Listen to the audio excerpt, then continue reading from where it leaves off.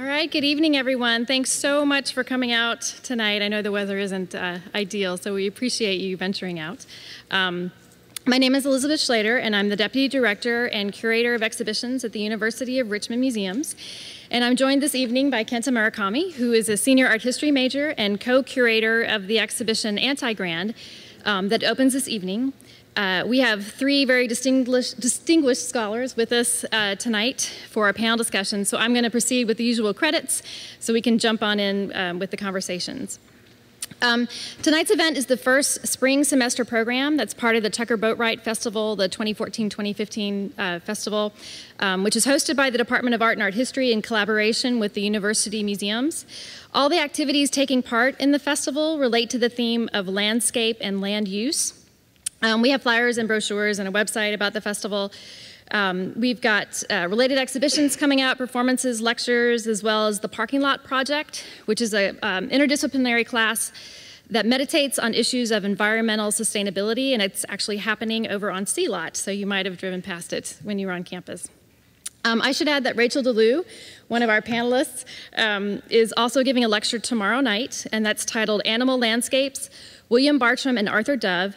That's also at 6 p.m. It's over in the Jepson School in room 118. That lecture is free and open to the public, and it's part of the Department of Art and Art History lecture series.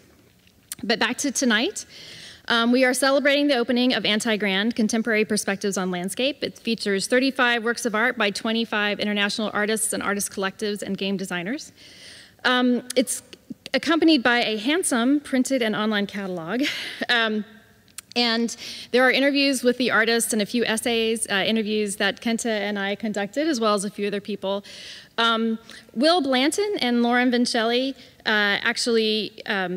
Lauren is a U of R alumna. I'm not sure if is Lauren here by any chance? Hopefully she'll be here later. Lauren and Will helped co-curate some of the digital media in the exhibition, and they are co-founders of RVA Game Jams, so we're very thankful for their contribution. Tonight's event, the accompanying catalog, has been made possible in part with funding from the University of Richmond's Cultural Affairs Committee, the Dean's Office of the School of Arts and Sciences, and the Lewis S. Booth Arts Fund. The printed and online catalog are published by the University of Richmond Museums and made possible with the support of the Elizabeth Firestone Graham Foundation. I also want to mention my endlessly creative, dedicated, and industrious coworkers at the University Museums: Richard Waller, Katrina Clark, Stephen Duggins, Martha Wright, David Hershey, Henley Guild, Matthew Howell, and Heather Campbell. I think many of you in the audience know this group. They are amazing. And as I was trying to think of the superlatives to use to describe them, I couldn't get out of my head the opening refrain from Kanye West's song Stronger, when it starts off, work it, make it, do it, makes us harder, better, faster, stronger. So that'll stay in your head all night. And then for the split second, I thought, you know, if I reference Kanye West in this intro, people will think I'm hip. But then I remembered that I'm co-moderating this discussion with Kenta, an undergraduate student, and those of us who work here realize that very quickly you're humbled by the inherent coolness that comes with youth. Besides which, Kenta is more hip than I ever was or could be. But more importantly, over the past few years, both in my classes and in working for us in the museums, I've learned that Kenta is brilliant and insightful and has not just been an asset to Anti-Grand, the exhibition, the catalog, and the programs, but he's made contributions that I didn't really expect and pushed me a little bit further with a lot of the content in the whole project. It's made this work much deeper and rewarding than I originally envisioned, and so I'm very thankful for Kenta's engagement with this project as a co-curator, as a burgeoning scholar, as a future professional colleague, and an international curator. So thank you, Kenta. Kenta is now going to introduce our panelists. Thank you for that generous introduction. I will start. Thanks. So I'll introduce our panelists from your left to right. President Ed Ayers is a noted historian and the author of 11 books on American history. He received the National Medal for the Humanities, awarded by President Obama at the White House in the summer of 2013. He has won the Bancroft Prize for Distinguished Writing in American History, as well as being named a finalist for both the National Book Award and the Pulitzer Prize. Also an accomplished teacher, in 2003, Dr. Ayers was awarded the National Professor of the Year from the Carnegie Foundation for the Advancement of Teaching, and he annually teaches an undergraduate seminar for first-year students. Dr. Ayers works closely with the Digital Scholarship Lab at UR and serves as a co-host of Backstory, a nationally syndicated radio show that ties history to the present day. Dr. Rachael Z. DeLue is Associate Professor in the Department of Art and Archaeology at Princeton University. She is co-editor of Landscape Theory, published in 2008, and author of George Inness and the Science of Landscape from 2004, and is currently writing a book on the 20th century American abstract painter Arthur Dove. She specializes in the history of American art and visual culture, focusing on the intersection between arts and science, and on the history of African American art. She has also published on the landscapes of French painter Camille Pissarro. And lastly, a featured artist in the Antichrist exhibition, Jon-Phillip Sheridan, received his BFA in photography from the Maryland Institute College of Art and his MFA from Virginia Commonwealth University in 2011. He has had solo exhibitions at the VMFA and Reynolds Gallery in Richmond and the Heiner Contemporary in Washington, D.C. His works included in the collections of the VMFA, Markel Corporation, Capital One, and the Federal Reserve Bank. Sheridan lives in Richmond, and where he is the administrative director and assistant professor at VCU School of Art, Department of Photography and Film. Yeah, please join me in welcoming our speakers. Yeah.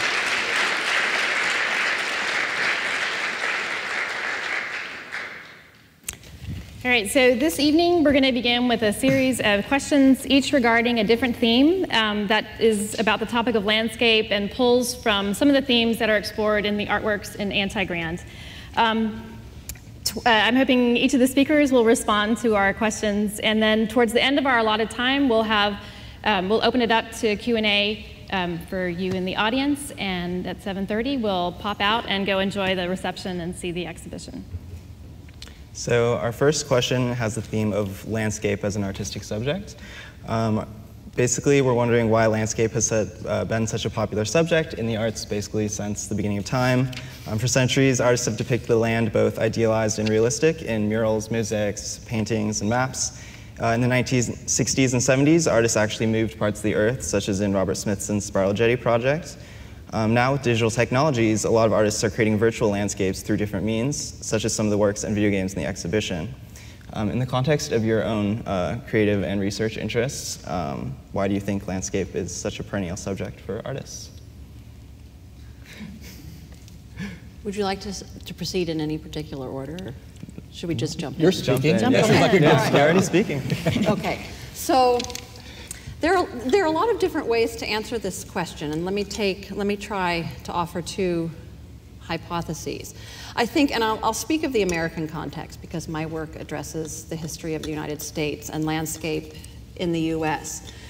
And I think in the American context, landscape has been an incredibly powerful and potent symbol and medium, in part because the history of the US, at least the history of its European descended inhabitants who came to the area by choice, has been one of the discovery, exploration, conquest, settlement, theft, etc. of land. And so, given that experience, land has, I think land or nature or whatever you want to call it, has become something like a symbol or a medium with which to represent national identity, but also for use in wielding power and control. And I think that's an incredibly important point to make.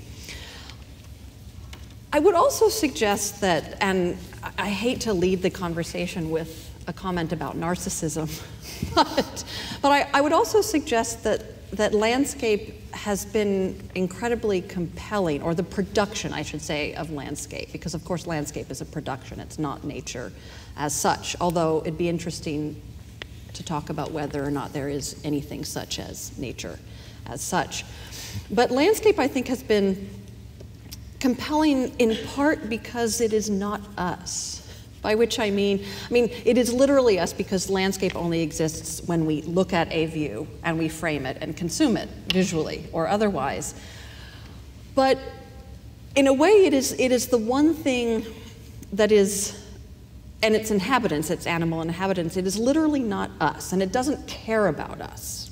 It doesn't see us, it doesn't care about us. And this was encapsulated for me wonderfully when I was hiking in the Colorado Rockies, and I read a sign at the trailhead that described the various hazards that I would encounter while hiking. And the last item read, "The mountain doesn't care."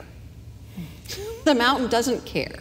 It doesn't think about us, it doesn't care about us. And I think we want to translate nature into landscape because we want it to care about us. That's why we call it Mother Nature. It's not our mother. It doesn't want to take care of us. It could care less whether or not we survive, but we make it into pictures. We contain it and translate it into a thing that engages us because we want it to care about us. We want it to behave in a manner that is reciprocal, in a way that is literally not the case in nature. And I think that's one of the things that has compelled the production of landscape over time. That's interesting. I've often, one of the lines of thinking that I follow is definitely, I ponder this what I believe a false separation between human nature and nature. And I think that there is definitely a component of, putting humanity, putting a stamp of control, or trying to control nature through the picturing of nature. I also, one thing I think that is possibly, and this is maybe a materialist view of this, and slightly silly, I think, but so, we try to control nature, but, in some ways, I believe that we're just another animal. And so nature is actually controlling us, and our attraction to the landscape has to do with our interaction with the landscape or the land or our environment over, hundreds of millions of years of evolution. And this was sort of brought, I started thinking about this, seeing this TED Talk, which I'm very ambivalent about TED Talks. I'm ambivalent about the world makes sense in 15 minutes. That's one of the longer ones. Yeah. But I thought that it was at least a place to start thinking about this. And there's this guy, he calls himself a philosopher, Dennis Dutton. I don't know that much about him, but I saw this TED Talk.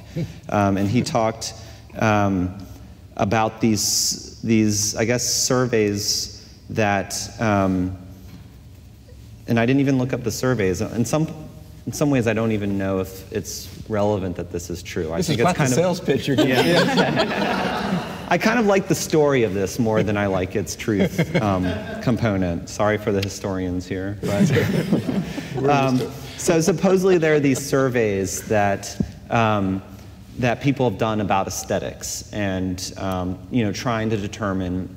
There's the debate about are aesthetics culturally specific, or are there universal aesthetics? And so this guy's claiming that there are all these different surveys that show that when you aggregate them all, that they show the equivalent of an African savanna is the most beautiful picture, and that it is a picture that all cultures are attracted to, even cultures that have never seen it before. And they'll rate it and say that, yes, this is beautiful. I've never experienced it. I didn't know I wanted it until I saw it, type of thing. And there was this there's this, he seemed kind of like a clown, this guy, Alexander Melmid, who's this Russian conceptual artist who did not know of this guy's work, but did this project where he sent out surveys to people in 17 countries and questioned them, had very general questions about what they preferred aesthetically, but then very specific questions like what's their favorite color, what type of paintings do they like the most, and evidently most of the countries blue was the favorite color.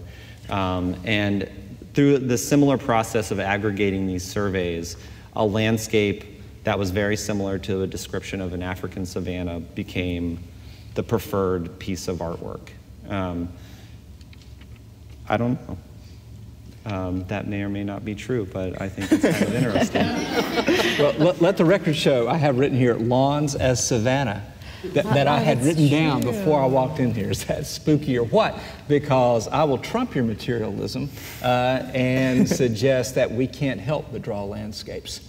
I do think it's woven into the DNA, and because we are a part of nature, and we're constantly scanning and looking for where the threat might be and where the food might be.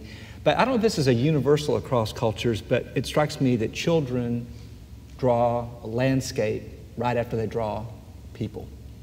They draw the yellow sun, they draw the trees. And so is that because they are taught that in some way, or is that because that is what the world looks like to this particular kind of animal that walks across the land, and you're constantly positioning yourself in that way? And then when we take photographs, I'd be curious to know what this means when people are born with cameras these days, but always want to take a picture of a sunset, of nature being pretty. And so it seems that there are these kind of deeply ingrained memes that are maybe not even culturally specific.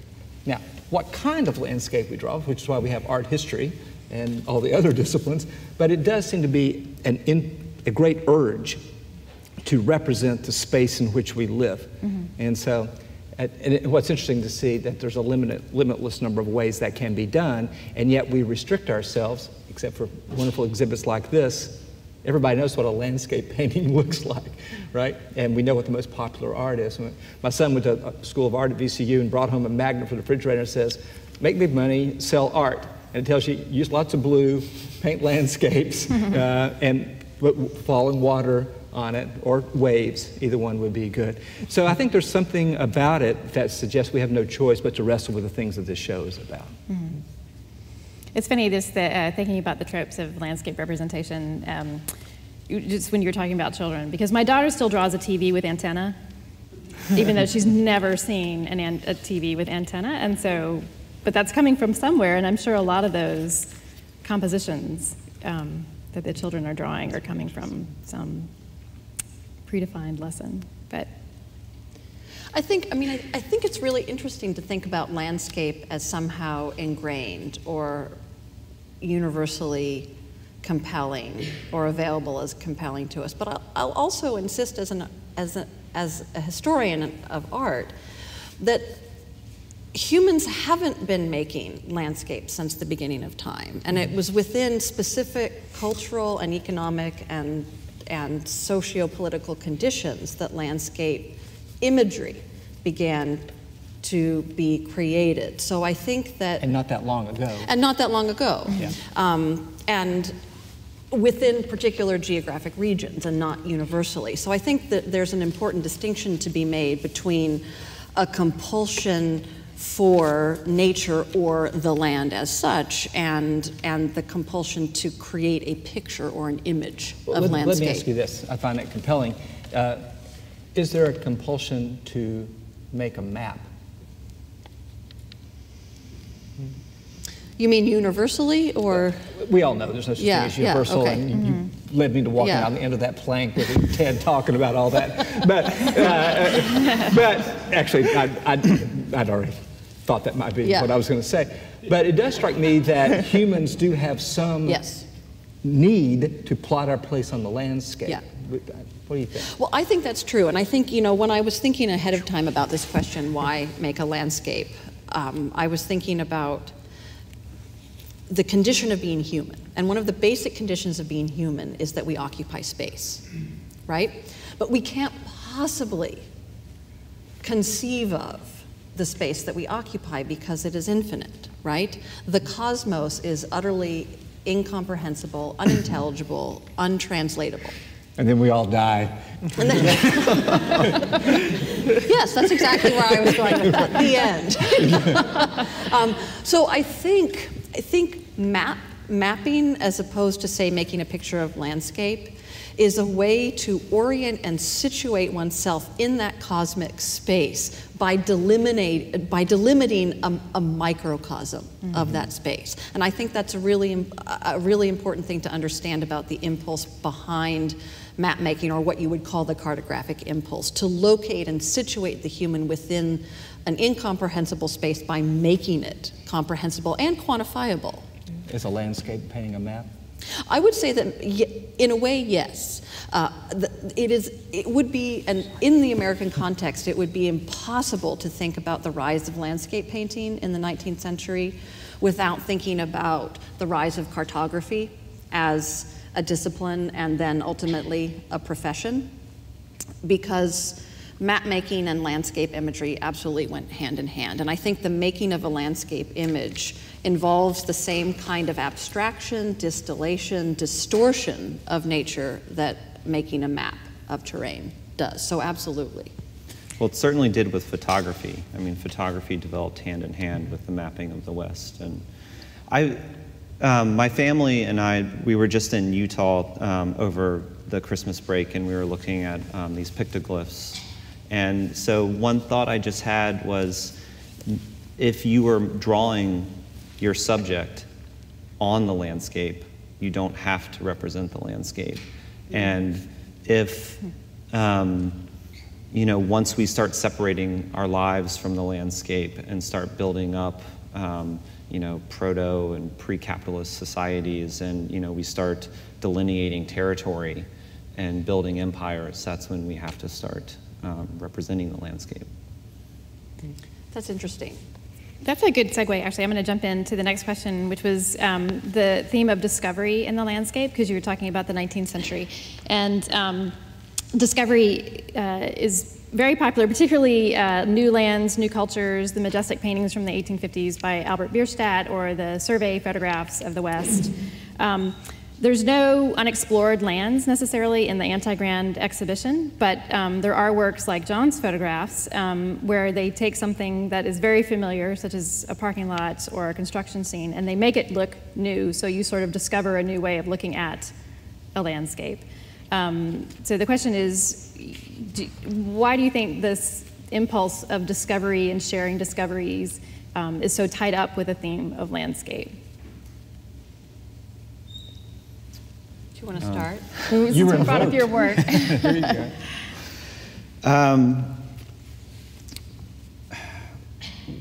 Well, it's kind of, I'm getting tangled up in my research about,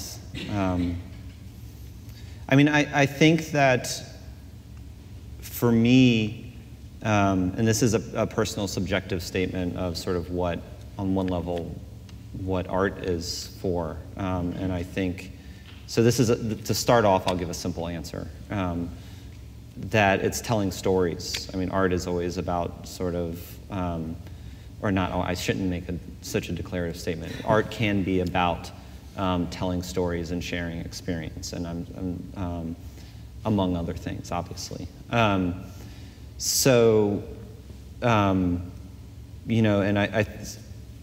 And coming from someone who practices mostly photography, it's about trying to impart an experience of looking and an excitement or a sensation that you had when you made the image, and you're trying to transfer that to your audience. So that answers part of the question, maybe. And I think one of the drives when I started making this particular landscape series, and particularly at that time period when I made that work, the work is a couple years old, I was sort of maybe trying to rekindle sort of a possible romantic interaction with the landscape, and it was sort of a device for me to try to kind of make a mundane landscape alien again, and trying to communicate how strange the suburban sprawl was. And sort of, we were talking earlier about what happens to the cities. The cities kind of grow like trees, and each layer is kind of abandoned. And so you have these kind of abandoned spaces around the urban rings, and they're very strange alien places. But I was going out and photographing them during the day, and it was not communicating that. So I started to try to find more theatrical ways that were definitely also influenced by particular things that I was looking at. I'm very interested in the Romantic movement. So those particular images and that particular series was about trying to kind of make these mundane places strange or beautiful, or something reminiscent of the Romantic tradition. I think you invoke Bierstadt, and I think that gets at, there's a strange dichotomy in all of these things. We want two things. One, we want to see everything with fresh eyes. We want to be the first person who's ever seen this. One reason we love Yellowstone, there was never that exact eruption of that geyser before. And he said, we saw that. Nobody else has ever seen that before. Right? And we'll go to enormous lengths, I have, to hike somewhere to see something at some time nobody's ever seen before. But at the same time, we want to possess it forever, and art is a great way of doing that. You know, to say, I mean, I had a kind of a funny experience. I was reading this, and I just happened to see a link on the New York Times, see in live video them reaching the top of El Capitan and climbing the Dawn Wall. So I had this unusual thing where they let me, I was alone reading a book in my job. I didn't usually have that, so I had this on. And so I'm reading all about landscape, and you're literally watching in real time from across the country. This guy's feeling the way, like trying to find the smallest crevice for all this. And we are transfixed by this rock that's been there forever. And people have been up and down it with ropes, but now we're going to do it raw. I think the art that we're looking at is something like that. We want to feel all the crevices in the rock face, and maybe be the first one to crawl up that to the top. Yeah, I think that's right. And I think, I mean, romanticism is key here, right? Because romanticism involves an inward journey and self-discovery, and I think that the need for there to be, and the fact that the unknown and the far-flung and things far away that we don't know, this is necessary for us, because that search, that exploration, that discovery becomes a kind of metaphor for the possibility of self-discovery. And if there isn't anything new or far-flung or unknown, the look inward is moot, right? Because there's nothing to discover. We don't want things to be simply banal. We don't want things to be simply snow piled up at the edge of a parking lot. And I think that's a really important aspect about why we need not so much to be in the Arctic, but we need to know we can look at it and imagine it as a place that we are not. Precisely because we need to be able to imagine finding places that we don't know in ourselves. We're talking about John's work, which is on the cover of the catalog. But what I found interesting, though, is when you and Dr. Ayers were talking, you guessed this location, actually. So even though it is a whole new perspective on plowed snow in a parking lot, there was enough of a clue.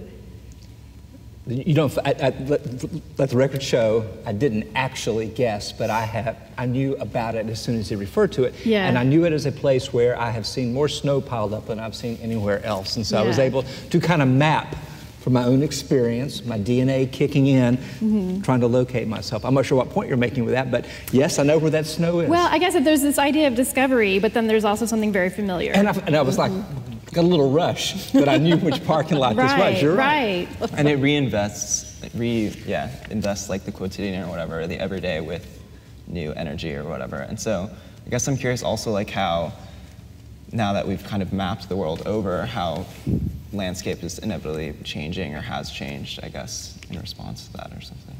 In response to us knowing so much about it? Yeah. I clarified the question so I don't have to answer it. What's the answer to that? I love being president. This is fun. I'm gonna miss this. Well, I mean, one way to answer that would be, and are you talking about digital technology specifically, or are you just talking about the fact that we've been pretty much everywhere? Yeah, I mean, especially in the American context, I mean, Manifest Destiny's over, kind of, so where do we go after that? We tried that moon thing. Yeah. Yeah, exactly, I mean.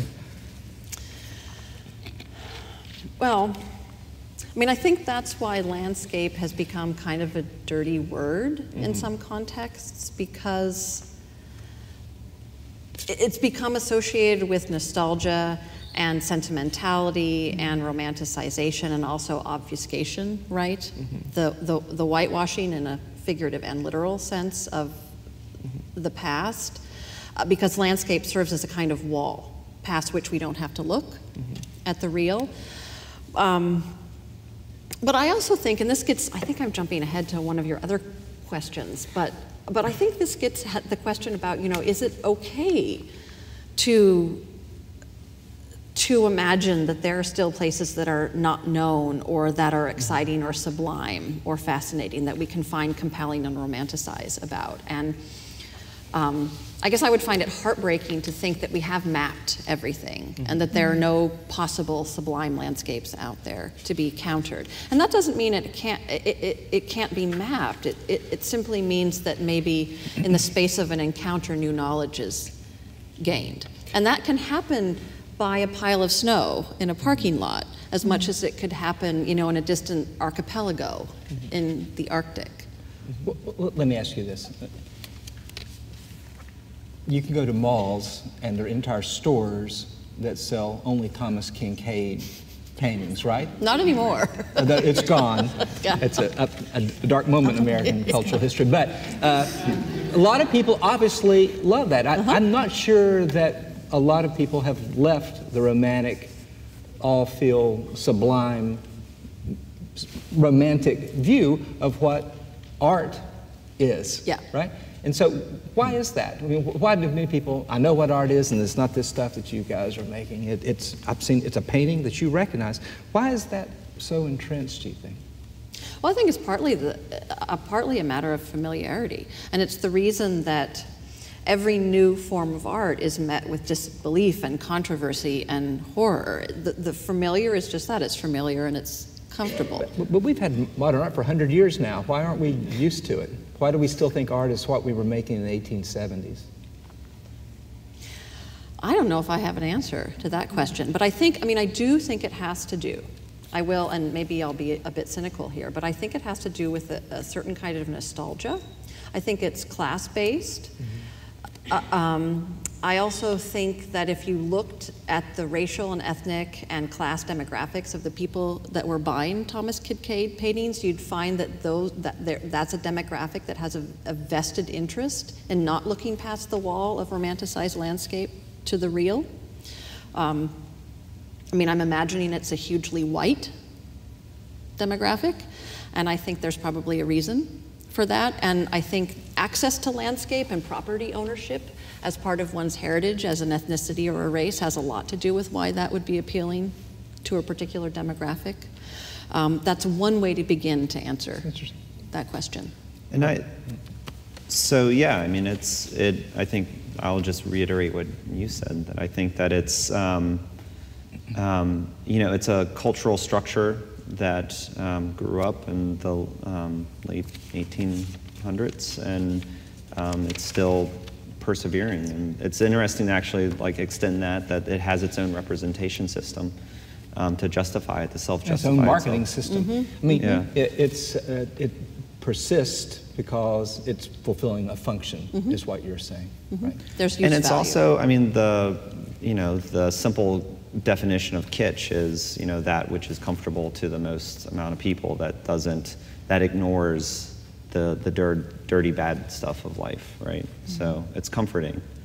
I don't know if I think about necessarily, and this is a problem of photography. Photography,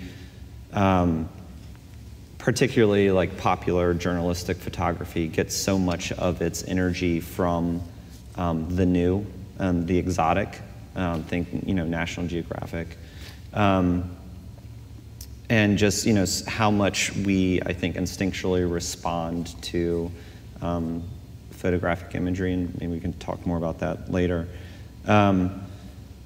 So I don't know how much sort of on Earth, you know, we can still really be surprised in a you know, in a critical way I think. I'm very fascinated by the images that are being taken by all the robots out in our solar system now. Those totally blow my mind, and I want to see some, I'm hoping that maybe one day I'll make some art off of using those images, or other people will, because those are phenomenal and truly spellbinding. But I would think that as long as there's human communities, and if we believe the premise that the landscape is an index of those communities, that there are compelling stories that can be told through the landscape medium.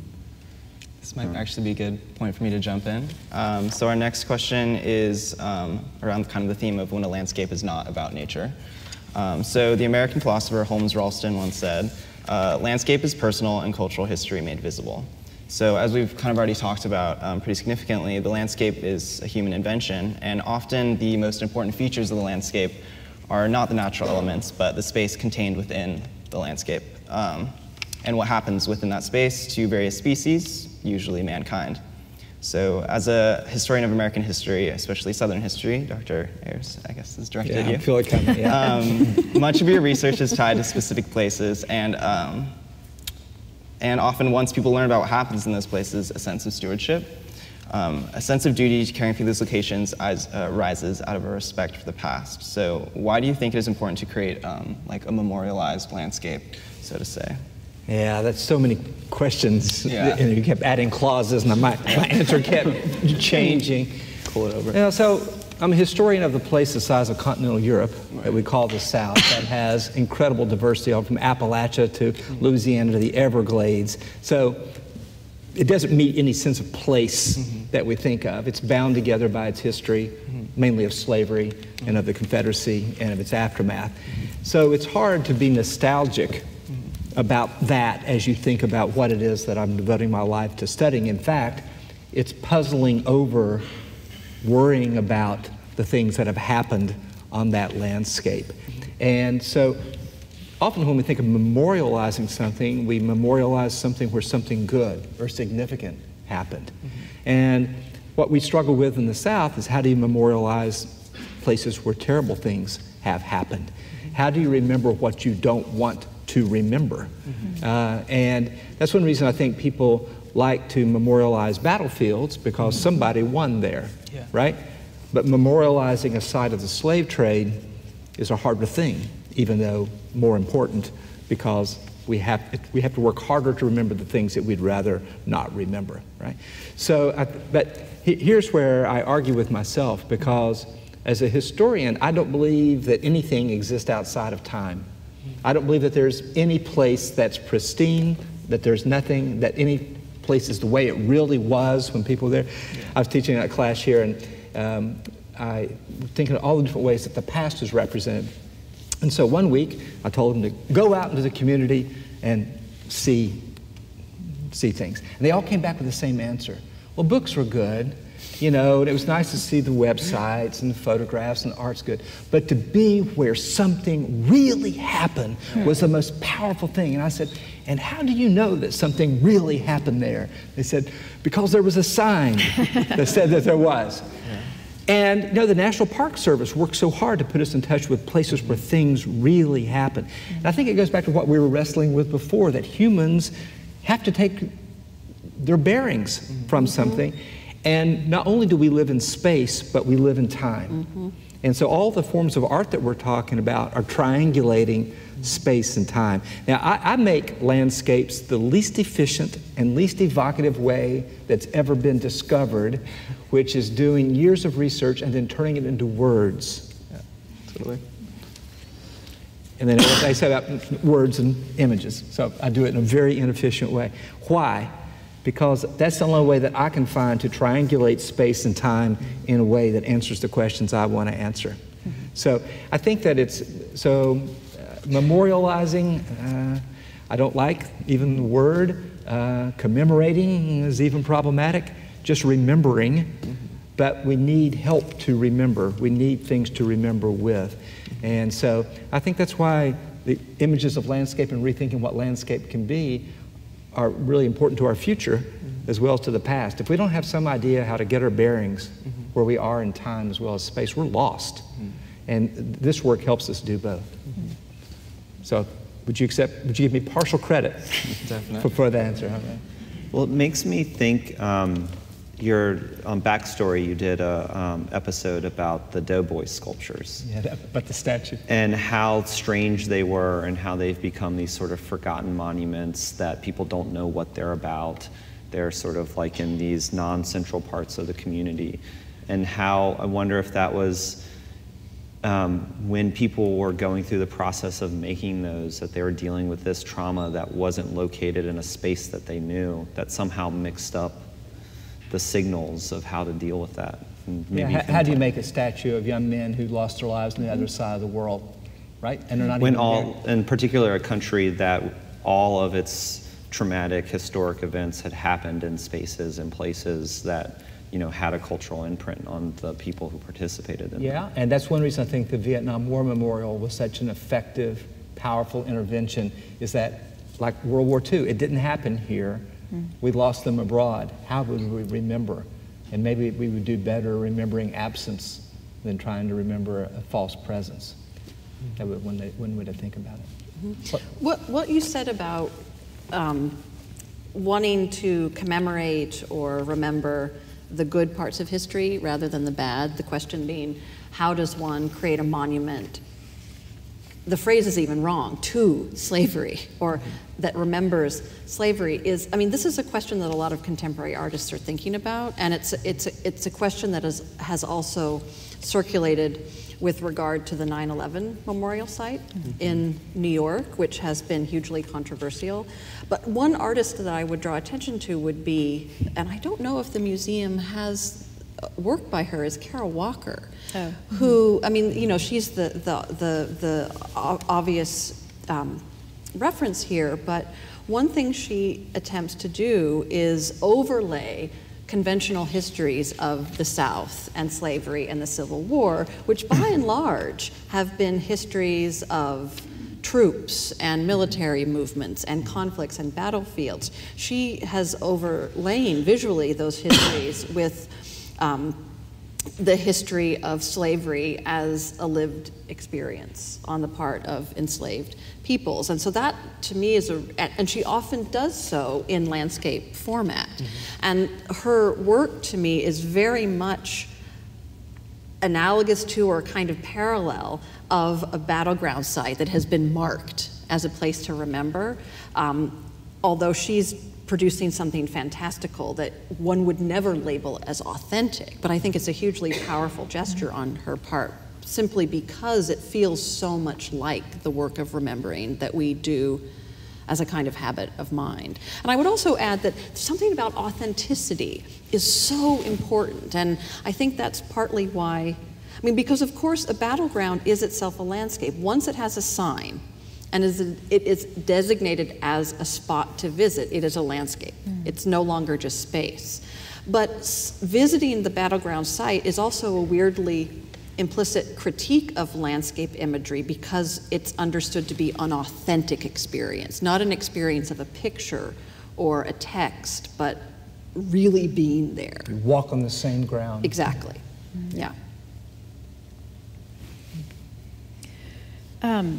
I want to actually, so we'll speed up into the 21st century with this next question. We talked about this a little bit, but a number of the works in the exhibition draw from digital depictions of landscape. John Raffman pulls from Google Street View. Gerco de Ruyter pulls from Google Earth images of crop formations. So do you think technology today, including its uses in research activities like digital humanities, are affecting our concept of landscape as much as the advent of photography in the 19th century did? I'll go first, if you want me to. No. Okay.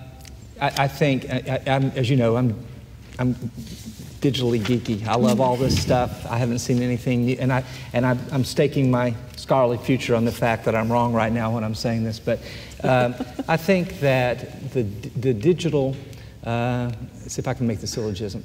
First, we had millennia in which we could move as fast as the wind would blow or the water currents would take us or our horses could walk. And then suddenly, the locomotive came, and we were bound, we were disconnected. The automobile and the airplane are just extensions of that. There was a time when we could only draw what we saw or paint, and then photography came. I think the digital is an extrapolation of the photographic and the filmic in the same way that the new forms of transportation are extensions of those. I say that just because I'm proud of the 19th century that invented those things, and I don't want to give away too much. And also just because I thought maybe my colleagues would argue with me. Well, maybe the 21st century guy can... Well, I mean, I was going to give a very similar answer, though. Like, I think that it's very hard for us to realize how disruptive or how photography affected the way that we look at the world. And in some ways, when I first saw that question, I thought, well, the internet's just another way to deliver photographs. And I don't know if that's too medium-centric, but you know, if you think of video content as photography. It's 85% of the web, isn't it?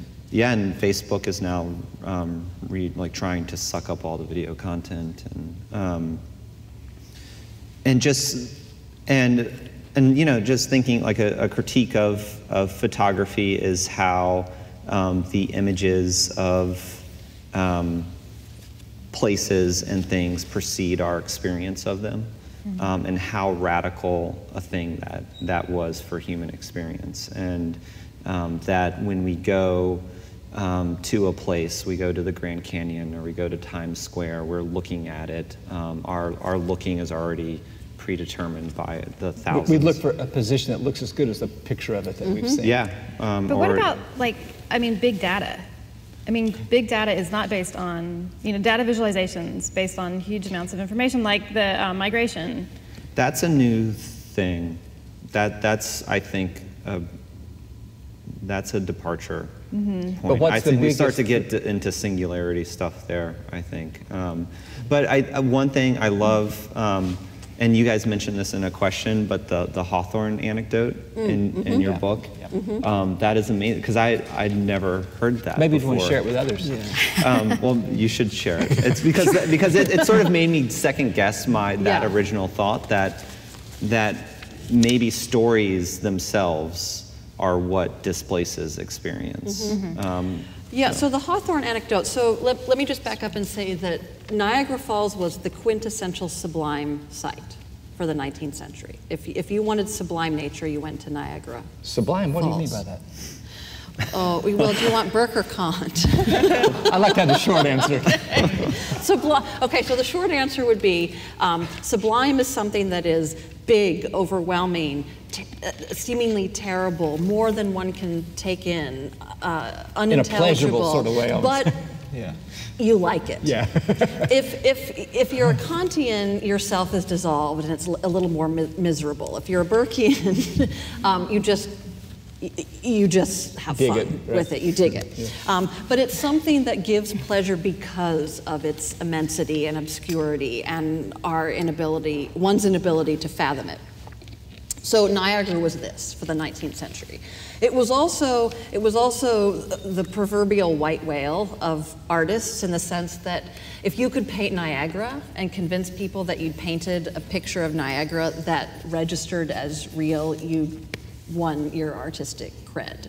So there was a lot of discussion about this. And Hawthorne goes to Niagara, and he wants to experience the sublimity of the falls, but he has been inundated with talk of Niagara, pictures of Niagara. There were soup plates that depicted Niagara from which he ate his soup at lunch. Images proliferated across culture, and they still do. I have a little collection of my own of Niagara imagery. And his problem was that when he saw the falls, it wasn't sublime, because his looking at it was mediated by all of the images he'd already seen of it. So it was naturalized for him, it was habituated, and the story, his tale tells the story of him working to denaturalize, to make, and this gets back to what you were saying about making something familiar alien. Again, he worked in the story to make it strange. So that's the anecdote, and now I'm trying to remember why I told it. I asked you to. You asked me to tell the anecdote. But what was the point you were making about it? So that this problem of photography, Yes. that potentially story, and obviously there were industrial or produced images, Yeah. but there was an earlier anecdote that you talked about another writer But your who... point with Hawthorne was that this predates photography. Yeah. Oh, absolutely. Yeah, Yeah. yeah, yeah. So this 1830. predated photography, and so it wasn't so much photography that was the problem. It was images in general, because the landscape tourism industry in the United States in the 19th century was huge, and so landscape proliferated as image more than any other kind of image, and one could not go to nature to see it without having seen scores of images of nature prior to that. So this isn't a photography problem, it's an image problem. And also a text problem, because of course Hawthorne had read all of the different descriptions. One, more hyperbolic than the next. I mean, when you gather these things together, they're ridiculous in terms of the language, the adjectives that are deployed in order to try to describe Niagara. So I'm curious what your answer is to the question about the digital, which Yeah. I think maybe I foreshortened. Yeah, no. So I think, this is an interesting question, because of course, one could say the digital has changed everything. We are no longer the same sort of human subjects that we were, because we have instant access to information. We can see far-flung places in real time. We read differently, we look differently, et cetera, et cetera. So, and I call this the myth of the omnidigital. The idea that digital technology is so, not just so pervasive, but so powerful that it has completely reshaped who we are. I don't really think that has happened. With regard to landscape, I do think that a shift has happened, and I think that there's a way in which the digital medium, the World Wide Web, the idea of the digital landscape itself, has transformed what we once imagined or conceived of as landscape or even nature into something more like a generalized sense of space. So I think there's a way in which space, or a sense of environments, is beginning to replace landscape as the term or the frame by which we understand our experience as spatially located subjects. I also think that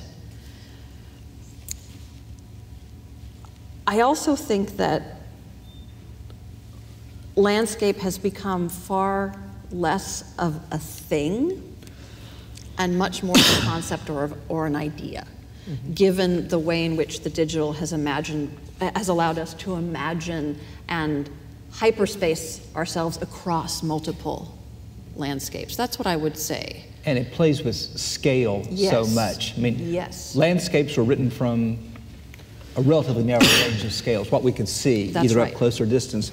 But with the digital, the zoom, I think, is sort of the characteristic view of our time, where we're not bound, we don't even assume that what we can see is that we can picture ourselves how we'd be situated if you could see us from Google Earth.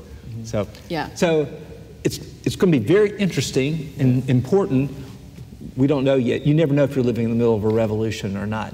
It often feels like it when it's not, and sometimes you're living through it and you don't know it. So that's why we need to keep going and see what happens.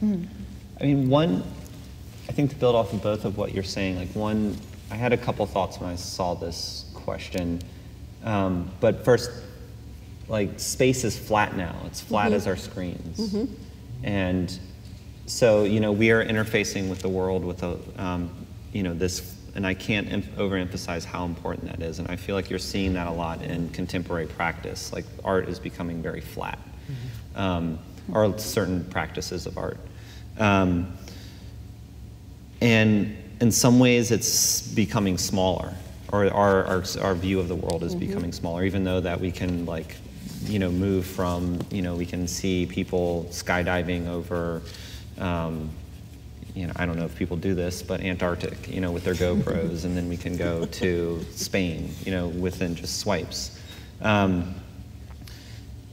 So it's this very interesting, expansive, but flat framed view until the Oculus Rifts come and change all that, which will be next year. Yeah. So, We can revise all our answers. but another, I think the thing that really stood out to me the most is how, I guess maybe riffing off of this, how my interaction with the landscape now is dictated by my GPS and my Google Maps, and how it's this very cropped zoom that zooms in on the little dot that represents me.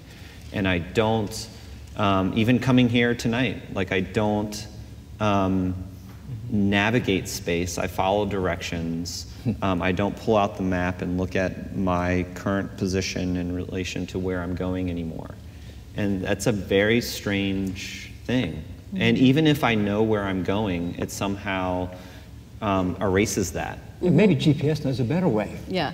Well, Elizabeth and I were actually talking about this as we walked through the exhibition, because we were looking at the works that overlay, cut, and I don't know quite, the language you guys used to describe it in your text was much better than I can produce, but layered maps that have been sort of carved through. That's carve is right. So you see all these maps word underneath. I'm looking for. And the pieces are wonderful, and it put me in mind of exactly this: how, as a child and a young adult, navigation for me was always by way of one of those maps that folded out and then folded back if you knew how to fold it properly, which was almost never for me. And that is a very different way of situating the self with regard to geography than Google Maps, because you are a single point and you can only see so much of the map and have it be clear to you at a certain point. And for me, a physical map is very much on the landscape side of things, right? It is terrain made into an object, a graspable, seeable, controllable thing. Whereas Google Maps is almost like a terrain to be conquered, because you have to navigate it, you have to make it work. Sometimes it doesn't work, sometimes it doesn't show you what you want to see. There's almost a reversal of the subject-object positions. It's almost as if the Google map is the subject and I'm the object that's being manipulated by it. And I think that is actually a pretty significant shift in terms of how we experience and imagine space. I think it's really interesting that we spend a lot of our lives interfacing rather than moving through actually haptic space. And so in a lot of ways, we're not really tied to geography anymore. And I'm kind of curious if maybe the cartographic impulse kind of disappears to a certain extent. We don't feel as much of a need to know where we are in relation to other things, because either way we go back to our computer afterwards and we're not really looking where things are, but it's more of just oh, I want this experience. I know where to get that, or I know where to locate that, versus I know where to actually go out and find it. I was going to say it's customizable. Yeah, exactly. And thanks. Please join me in thanking our panelists this evening. Yeah, can you Thank you so much.